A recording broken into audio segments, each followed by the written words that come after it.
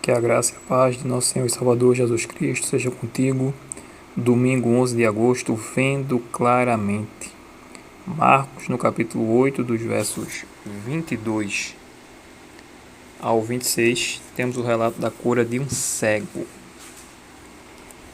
Está escrito: Então chegaram a Betsaida e lhe trouxeram um cego, rogando-lhe que o tocasse. Jesus, tomando o cego pela mão, levou-o para fora da aldeia e, aplicando-lhe saliva aos olhos e impondo-lhe as mãos, perguntou-lhe: Vês alguma coisa? Este, recobrando a vista, respondeu: Vejo os homens, porque como árvores os vejo andando. Então novamente lhe pôs as mãos nos olhos, e ele, passando a ver claramente, ficou restabelecido, e tudo distinguia de modo perfeito. E mandou-o Jesus embora para casa, recomendando-lhe: Não entres na aldeia. A pergunta é: por que foi necessário que Jesus tocasse 2 vezes no cego para curá-lo? E que lições podemos tirar desse relato? Talvez Jesus aqui esteja tipo que ilustrando uma parábola, né?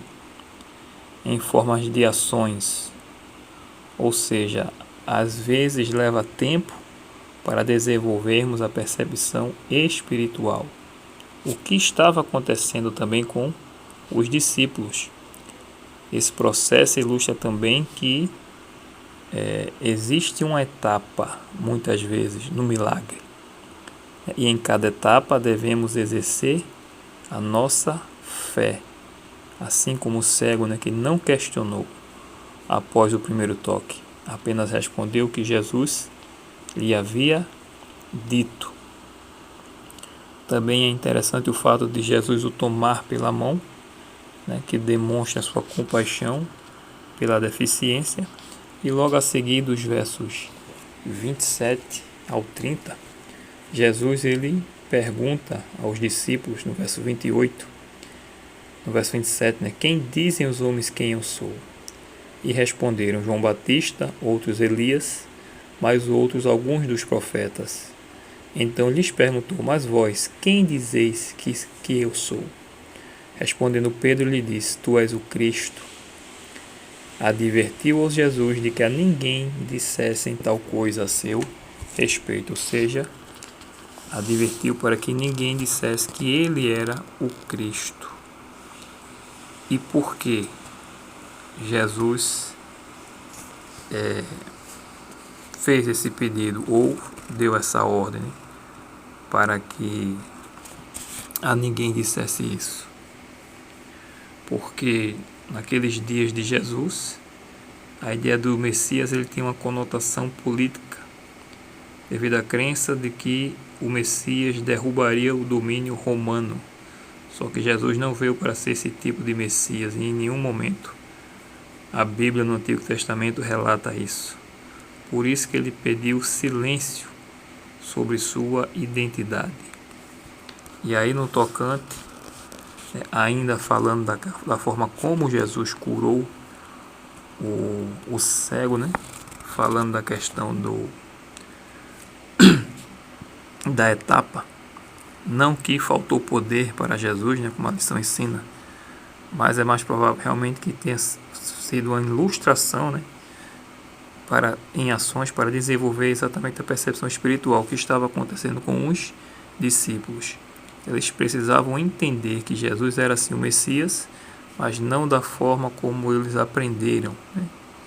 E nos relatos seguintes, que vamos ver amanhã, por exemplo, Jesus começa a relatar que ele iria padecer, iria sofrer morte e sofrer a morte de cruz.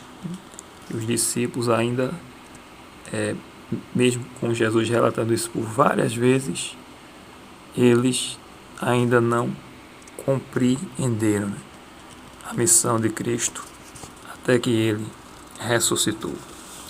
Na pergunta de rodapé, enfatizo o seguinte: às vezes, por que é importante não dizer algumas coisas, ainda que sejam verdadeiras?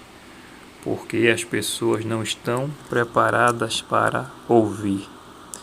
E muitas vezes nós também não estamos preparados para falar, porque muitas vezes falamos também com irritação, com espírito irritadiço. É uma discussão, por exemplo. O mais certo a fazermos, se estamos com espírito irritadiço, é ficar calado, ainda que estejamos com a razão.